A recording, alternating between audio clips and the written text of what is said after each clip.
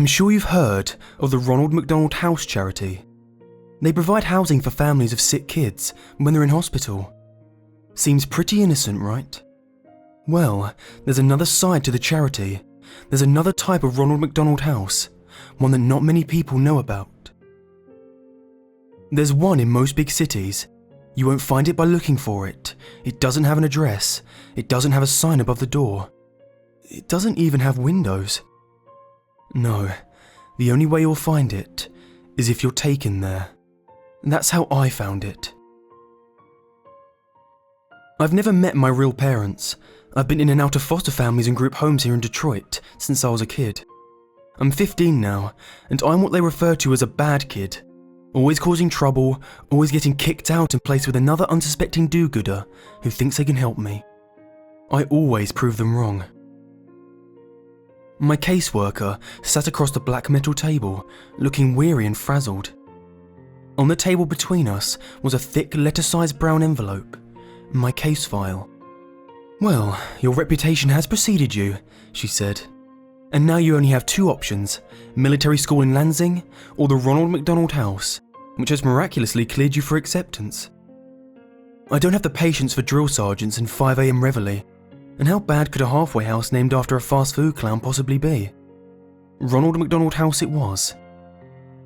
Dark clouds loomed above me the day I climbed into the back of my caseworker's town car. My few belongings in a backpack and the clothes on my back, that's all I could take. One of the few belongings I had was a photo album, filled with pictures of all the foster families I'd been with. It was nice to remember some of them, even though I'd royally fucked it up each time. I've had a few cases who went through the Ronald McDonald House, the caseworker said from the front seat. Things went so well for those kids, I never had to transfer them anywhere else. In fact, the house took over their case files and everything. We drove into downtown Detroit, past all the familiar landmarks. I'd been thrown out one foster home just outside of town because I snuck into downtown Detroit with some neighbour kids to sneak into a dive bar. Good times. Well, here we are. The car came to a stop. I looked out the window. We had parked in front of a tall, grey, windowless building, sandwiched between two other industrial buildings on a narrow city street. I noticed there was an address on the building to my left and one on the right, but none on this particular building. Not even a sign. "Are you sure?" I asked, hesitating as I opened the car door and climbed out of the back seat. I slung my backpack over my shoulder, clinging tightly to the strap, and followed the caseworker up to the windowless metal doors. She pressed a buzzer and spoke to someone inside. The doors clicked to unlock. We walked in. As soon as the metal doors closed behind us, I noticed the pin-drop silence. It was the sort of silence that is so oppressive and empty, it almost deafens you. Across the dimly lit lobby, there was a glass window with someone inside. A secretary. She was turned away, typing something intently. We walked over to the window. The caseworker rang a bell on the counter, and the secretary spun around in her chair. Her face was painted like a clown. Like Ronald McDonald, in fact. She even had the short, curly red hair. Otherwise, she wore a typical white nurse's dress. I wanted to laugh at how bizarre it was, but I couldn't. A chill swept down my spine. Something was not right. I watched as the nurse and my caseworker interacted. Paperwork was passed through the window. The caseworker slid my case file under the glass as the nurse slid her some papers to sign. As my caseworker signed the papers, the nurse looked at me. Her smile should have been warm and welcoming, but all I saw in her eyes was hunger. "I can't stay here," I stammered loudly. "Take me to military school in Lansing, please." "What's the matter, sweetie?" the nurse asked, her voice muffled slightly by the glass. "Afraid of clowns?" I looked into her hungry eyes. Now there was a malicious glint as she laughed. My caseworker laughed too, obviously, and said, Now, don't overreact. You'd hate military school. Besides, this will be good for you." "Yes," said the clown nurse. "This will be good for you." Before I could object, I heard a slam behind me. I spun around to see an open door in the far corner of the lobby, to the left of the front desk window. There was no one there, just the light that flooded in from the door. Then, the creeping shadows. Shrill, echoing laughter and growing shadows along the wall inside the door. "Oh," said the caseworker, "here comes the welcome committee." As I stared in horror, clutching the strap of my backpack, my caseworker patted me on the shoulder for the last time. "Don't worry, honey. It'll be different this time. You'll feel right at home here. I promise." She turned to leave. I felt bile churning in my stomach. "No," I said desperately. "You can't leave me here." "Oh no, I've got to get going. I never did like clowns." And with that, she left me there. The metal door slammed behind her, and I was alone. I faced the open doorway by the front desk again. The shadows had almost entered the room, and the piercing laughter was filling the lobby with sound. I ran for the front doors, pounded and yanked and pushed and screamed. Screamed for help, screamed for my caseworker, screamed for anyone, please God. I turned to see the nurse behind the glass, smiling at me again. And then, they entered, laughing all the while. A whole group of laughing nurses with clown faces and red hair. Some male, some female, but all with the same terrifying Ronald McDonald makeup. And in the dim light of the lobby, I could see the glint of metal tools in their hands. Coming up the rear was a pair of clown nurses rolling a metal table, complete with restraints. "Get the fuck away from me!" I screamed. I pounded at the metal doors again. "Let me out of here!"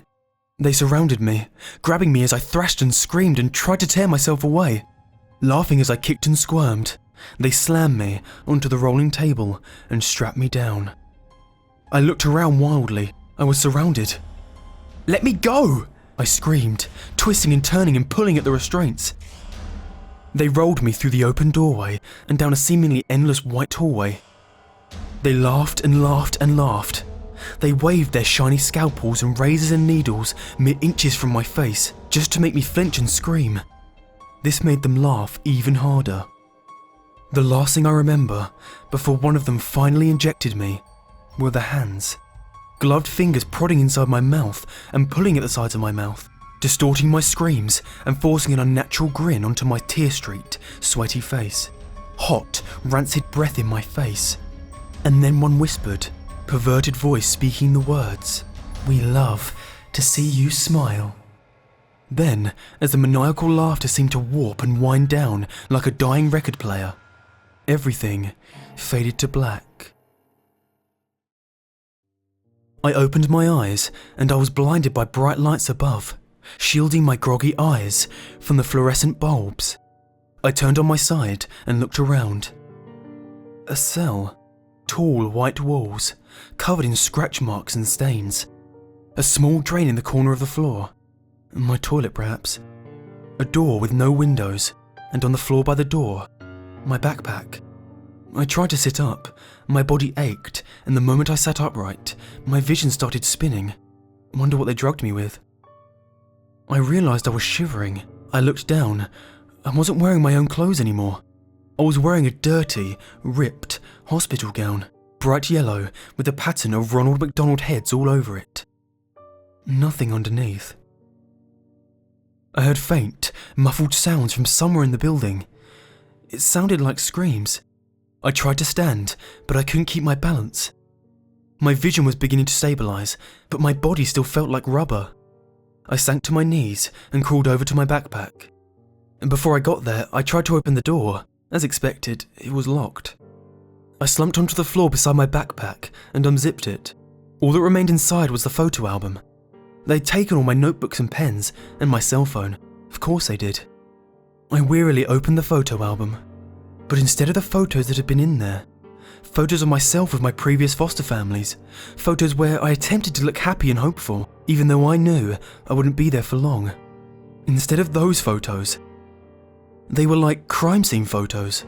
And in each one, I recognised one of my former foster families, brutally murdered and covered in blood.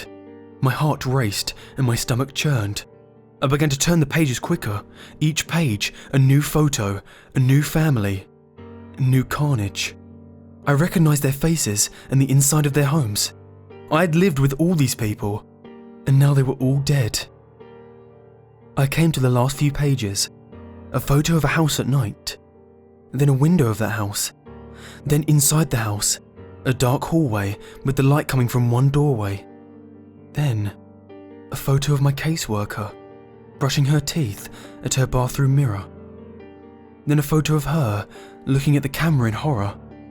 Then a photo of the caseworker, naked, covered in her own blood, contorted into an unnatural position in her bathtub. I turned to the last page. Written inside the back cover of the photo album were 3 words. You never existed. I felt bile rising in my stomach. I threw the book to the ground and crawled over to the hole in the floor and vomited. They were right. Having killed everyone who ever knew me, it was as though I never existed. I heard more faint screaming in the distance. I knew I had to get out. I wiped the vomit off my face and my hospital gown and crawled back over to my backpack. Hopefully they hadn't found my secret weapon. I unzipped the front pocket and reached down to the very bottom, my fingers scraping the fabric. Sure enough, there they were, flush with the seams in the bag, nearly undetectable. The pins I used for picking locks. I told you, I'm a bad kid. I leaned against the door and listened. I could hear footsteps approaching, but as soon as they had come, they faded in the other direction. I knew I had to work fast. I jiggled the handle with one hand and picked the lock with the other hand. It was surprisingly simple. Holding the handle, I slowly pulled myself to my feet. I could maintain my balance now. I pulled the door open just a crack. A clown nurse darted past. My heart almost stopped. But his footsteps didn't slow or change, and soon faded. He didn't notice me. I poked my head out of the door. Seemingly endless white hallways in either direction. The distant screams were louder now, coming from all around. Taking a deep breath, I stepped into the hallway and closed the door behind me. I decided to go right, passing doors identical to the door I'd been behind. I heard the screams and sobbing coming from behind each one. I stopped for a moment at one door. I heard the crying of a child inside. I jiggled the handle to see if I could let him out. Locked. I kept moving, looking behind me every few seconds to make sure no nurses had come into the hallway.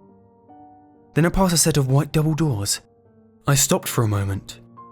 The word, "Play Place," was written in tall, thin letters across the width of both doors. I heard more screaming coming from within, the screams of multiple people, and laughter, the insane, shrill laughter of the clown nurses. I shuddered.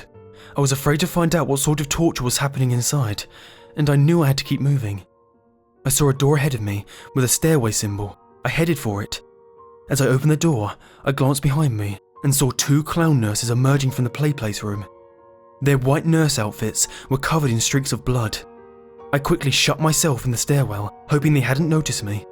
The stairwell was dimly lit, with cement walls and rusty railings. I looked behind at the door I'd just closed. There was a red number 5 on the door, so I must be on the 5th floor. I decided I had to get to the ground level. Each footstep echoed as I began to descend the stairs. I couldn't hear the screaming anymore, just a low, deep humming sound, like pipes in the walls. It was a welcome respite. I finally came to the door numbered 1. The staircase seemed to descend a few floors lower, but I stopped here and slowly peeked through the door. More white hallways. No clown nurses to be seen. So far so good. I stepped through the door and walked into the hallway. I noticed I couldn't hear any screaming on this floor, just the buzz of the fluorescent tube lights above. I came to the end of the hallway and another set of double doors. A large red cross, the kind you'd see on a lifeguard stand or on a first aid kit, was painted across the width of the doors. I pressed my ear to the door. All I heard was a slow, rhythmic pulse, like a machine at work, and faintly, a beeping sound, like you'd hear in a hospital room. I knew I shouldn't open the door. I knew this wasn't the exit. I knew I should keep looking, but I had to see. I turned the handle. It wasn't locked. I peeked inside. It was a cavernous white room. Fluorescent lights flickered and buzzed. I saw wires hanging all around. And hanging from the ceiling, in rows. Kids in hospital gowns like mine, attached to white wooden crosses affixed to the ceiling. Literally crucified. They were silent, their heads drooping forward, their eyes either closed or staring at nothing. Some seemed to twitch a bit, but most were still. Their crosses swung back and forth very slightly. And the hanging wires, they weren't wires. They were intravenous tubes attached to the kids' wrists. Tubes sucking out their blood. I almost vomited again right then and there. In the very centre of the room, amidst the rows of hanging crosses, I could see where the rhythmic pulsing sound came from. A huge steel cylinder which seemed to be collecting the blood from all of the tangled tubes that dangled from the kids' wrists. I opened my mouth to scream, to cry out in anger. All I could say was, "What the fuck?" That's when the alarms began to sound, loud, piercing, like the police sirens of hell. They must have realised I was missing. I shut the doors and frantically glanced around the hallway to see if anyone was coming. No signs yet. I ran for the stairwell. As soon as I entered the stairwell, I heard laughter from above, echoing and reverberating throughout the stairwell. The clown nurses were coming. I stumbled down the stairs as fast as I could. I must have gone down another 3 stories before I reached the basement. I found myself running through a dark, sewer-like hallway, with small light bulbs overhead every 10 yards or so. The smell of decay and rotting flesh grew more and more pungent as I ran. The laughter continued behind me. I managed to glance behind to see a group of them running after me. I saw them come into the light and then become silhouettes again, their faces and gleaming knives and needles pushing my adrenaline to the max. I ran past alcoves full of stacked, rotting corpses, but I couldn't stop. I couldn't think of anything but escape.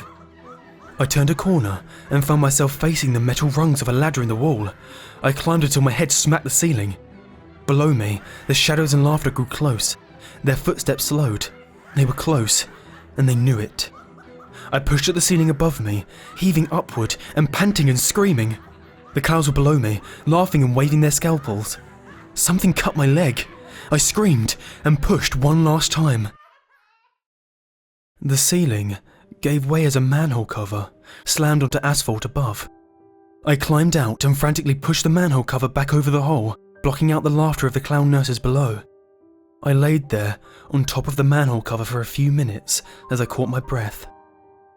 Rain fell onto my skin. The turbulent night sky above was a welcome sight. I looked around. Abandoned buildings, broken glass. No lights, no cars, no signs of life at all. A police siren somewhere in the distance, and then silence. An urban ghost town. I climbed to my feet. Pain shot through my leg. I looked down and saw the cut on my ankle where a clown nurse had slashed me. Bastards. Limping the best I could, I started to walk. "Hello," I called out. The only answer was a distant roll of thunder. "Somebody, help me, please!" My foot fell on something soft and mushy. I looked down. A newspaper. I peeled it off the wet asphalt. Most of the ink had faded, but I was able to make out the date. July 13th, 1992. I dropped it, an icy dread filling my stomach. I kept walking. "Can anyone hear me?" I screamed. "Please! Anyone! Please!" My words faded into delirious sobs. The rain had soaked through my thin hospital gown. I shivered as the wind blew. Then I saw a light in the distance. It was a big, yellow M in the sky. A McDonald's. Of course. I limped towards it. When I came to the McDonald's, I saw that apart from the M, the rest of the building was completely dark. I walked cautiously towards the broken glass and looked in. Darkness. I turned and surveyed the playplace outdoor playground.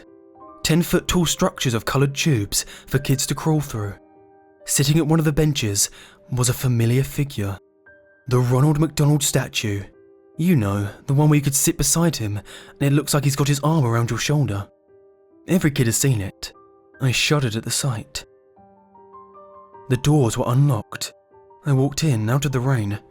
Silence. Darkness. I noticed that the decor wasn't like the modern McDonald's you see today. It was still the same as it was in the 80s, with the white plastic booths and the red and yellow tiles. The wind seemed to whisper through the broken windows. I noticed something on the front counter. I got closer. A laptop, a nearly new laptop. I let out a soft, delirious laugh. I knew what I was supposed to do. So I took the laptop outside and sat beside the Ronald statue. I opened the laptop and began to type this story. The rain is falling on the keys, but I don't care. There's nothing left to do now but wait. Because I've been noticing, out of the corner of my eye, Ronald is trying to look over my shoulder. He's laughing now. All I can do is join him.